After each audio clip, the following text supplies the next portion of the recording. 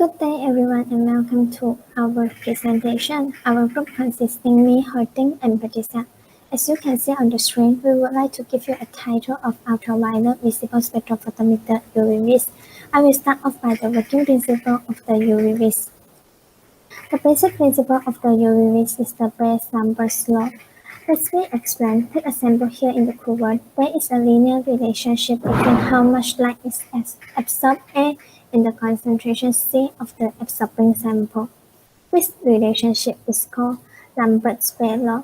Our constant parameter in the Lambert space law are the wavelength D and a factor called extinction coefficient E, which is specific to each substance. Furthermore, the absorbance value A is inversely proportional to T, which is the light transmitted through the sample. To cut a long story short, the higher the concentration of the caffeines in the sample, the more light that is absorbed. Now I'm going to give you a brief introduction of UV-Vis and the base numbers law. This is the schematic on the bottom half of the screen depicting a very typical setup of for UV-Vis spectrophotometer. It consists of a source lamp which something assembled as a headlamp from a small motor, shooter, or more complicated like a deuterium lamp or xenon arc lamp. The next device in the line is what is known as the monochromator, which is two slits which separate or are separated by a prism or a diffraction grating. The next element of our spectrophotometer is what is known as the beam splitter, which divides a beam of light into two equal parallel beams of light. Next is the sample compartment, which contains cells for both a reference and a sample. And finally, detectors, which are devices that convert the impact of photons into electrical current and that can be monitored by a computer. So now we have defined each of the smaller pieces within our spectrophotometer. Let's turn it on and see what's happened. Ignite the source lamp, creating a variety of the wavelengths of different light. This light passes through the first slits of the monochromator, ensuring that all of those light photons are traveling along the parallel pathways, so that when they strike the prism, they are reflected into a rainbow of colors. So each wavelength of light is moving to a different place in the space. So only one wavelength of light is in the situation is going to make it through the second slits to monochromator, striking the beam splitter and becoming two beams of equal intensity.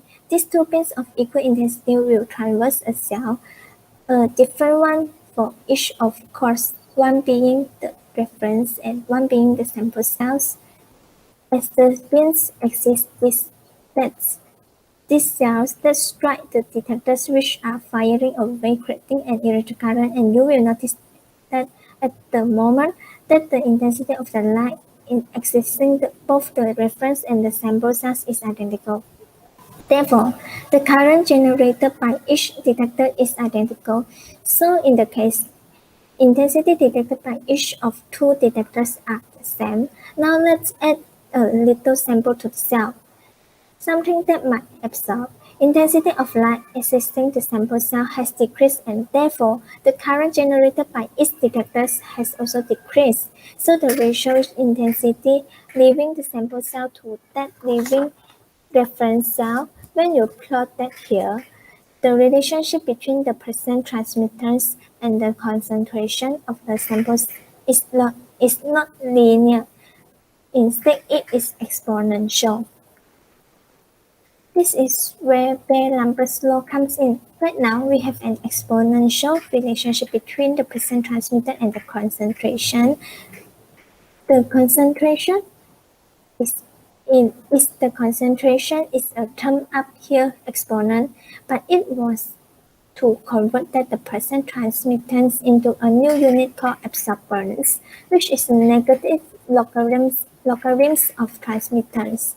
Creating a logarithm of an exponential function creates a linear function, and so the data when plotted as an absorbance rather than the transmittance. This is the principle of UV-Vis and the base numbers law. That's all from my part. I will pass to Patricia. Okay, I'm going to present the UV visible spectrometer. Spectrometer device is used in UV visible spectroscopy that's shown in Figure 1. Ultraviolet visible spectroscopy application.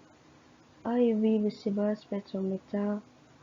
spectrophotometer is a quantitative technique used to measure how much a chemical substance absorbs light. This is done by measuring the intensity of light that passes through a sample with respect to the intensity of light through a reference sample or blank. This technique can be used for multiple sample types including liquids, solids, thin films, and glass. Component of spectrophotometer consists of source of light 2000 nanometer to 200 nanometer to 900 nanometer, monochromator, sample solution, detectors, heat-out devices. Type of spectrometer: single and double beam instruments. Application of UV visible spectroscopy is qualitative and quantitative analysis. The more a material absorbs light as a specific light, the higher of the concentration for the known substance. A typical absorption measurement as a function of wavelength is given below. Figure 2, the absorption measurement of wavelength. Next, the application of UV visible spectroscopy. UV visible spectroscopy is used heavily in many different research areas to identify or quantify a sample. For example, in chemical fields. First, detection of impurities. In order to determine the impurities in organic molecules by measuring the absorption at specific wavelengths, the impurities can be detected. Second, the structure of organic compounds. The single or double bond present or absent of functional group from the location peak and combination of peak. In conclude, the component of can be detected whether it is saturated or unsaturated, heteroatoms are present or not, and so on. Third is kinetic of reaction. Can also be studied using UV visible spectroscopy when the UV radiation is passed through the reaction cell and the absorption changes can be observed. Fourth is manufacturing drugs. It can be used by making a suitable solution of the drug in solvent and measuring the absorption at a specific wavelength. Another application using UV visible spectroscopy is biological fields. In order to quantify the amount of protein and DNA in a sample and quantify the amount of bacteria seared in a cell culture. Advantage and disadvantage of UV visible spectroscopy. Advantage: has a high sensitivity, required only small volume of sample, linearly over a wide range of concentration, and can be used with a gradient evolution. Disadvantages are non-linear for high concentration, does not work with compounds that does not absorb light at these wavelength regions, and generate significant heat and require external cooling. This is our references. That's all from us. Thank you.